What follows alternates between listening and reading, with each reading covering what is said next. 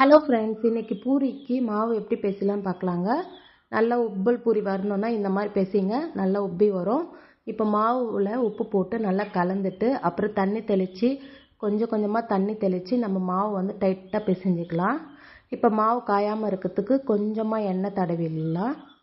எண்ணெய் எதுவுமே ஊற்றி பேசியாதீங்க, பூரி வந்து எழும்பாது. இப்போ வந்து சின்ன உருண்டையாக எடுத்து நான் திரட்டிக்கிறேன்.